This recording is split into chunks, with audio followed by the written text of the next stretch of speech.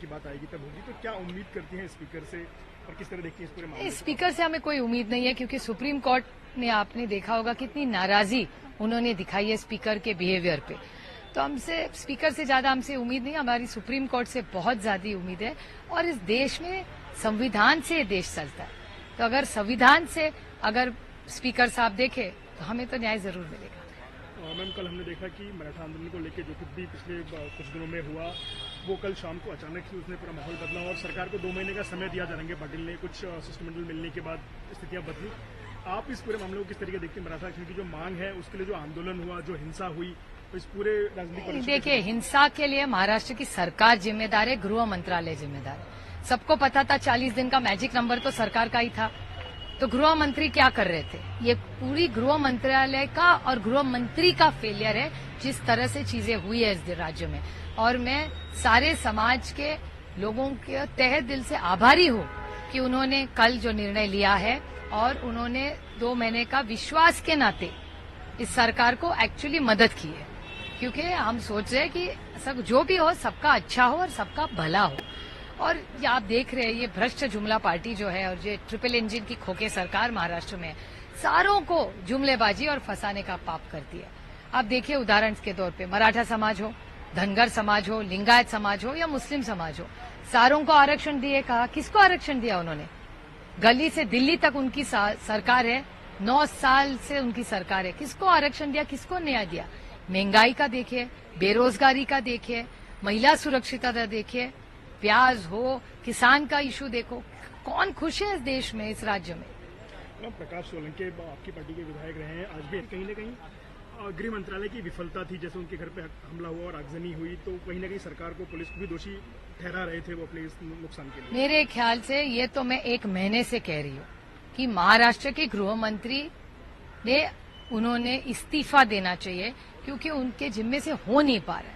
आप देख रहे जिस तरह से जालना में हिंसा हुई, क्या गलती थी उस महिला की, क्या गलती थी उन बच्चों की? जिस तरह से बच्चों को और महिलाओं को पीटा इस सरकार ने, कौन जिम्मेदार है इसके लिए? इसके लिए महाराष्ट्र के गृह मंत्री जिम्मेदार है और उन्होंने इस्तीफा देना चाहिए। It's a complete intelligence failure.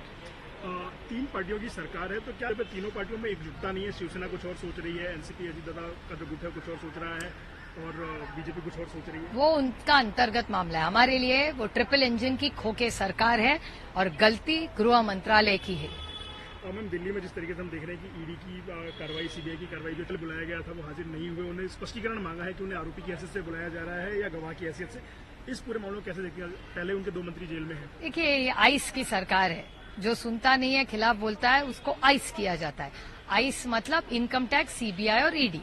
और अगर उनके साथ डर के चले जाए तो आपको वो वॉशिंग मशीन से निकाल लेते हैं और साफ सुथरे हो जाते हैं। ये देश के लिए नई बात नहीं है, पुरानी बात हो गई। मैम, कल एथिक्स कमेटी की सुनवाई के दौरान जो कुछ भी हुआ, एथिक्स कमेटी के चेयरमैन का कुछ और कहना था, महुआ मोइत्रा कुछ और कहना था। जो आरोप प्रत्यारोप है आमतौर पर पार्लियामेंट्री डेमोक्रेसी के लिए वो अच्छी बात नहीं है। दोनों ही पक्षों से जो आरोप लगाए गए हैं, अगर उनमें कुछ सच्चाई है तो आप इस मामले को कैसे देखते हैं? कमेटी के जो आरोप लगाए, एथिक्स कमेटी ने जो आरोप लगाए महुआ मोइत्रा, ये बहुत दुख की बात है क्योंकि मेरे लिए पार्लियामेंट एक मंदिर है और उस मंदिर में हम सब जब जाते हैं तब सांसद बन के हम जाते हैं। हमारी बहुत बड़ी जिम्मेदारी हम सब पे होती है और जिस तरह से पार्लियामेंट का नाम खराब हो रहा है, इसलिए मुझे बहुत दुख होता है।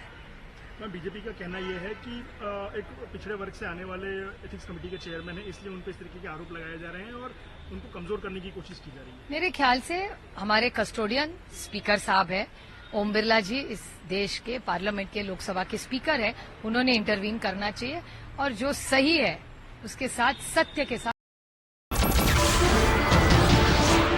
नमस्कार, मैं हूं मानक गुप्ता। अगर आपको हमारा ये वीडियो पसंद आया हो तो इसे लाइक और शेयर जरूर करें और हां, हमें सब्सक्राइब और फॉलो करना ना भूलें ताकि आप देश और दुनिया की कोई खबर मिस ना करें। तो जुड़े रहिए हमारे साथ और देखते रहिए न्यूज़ 24।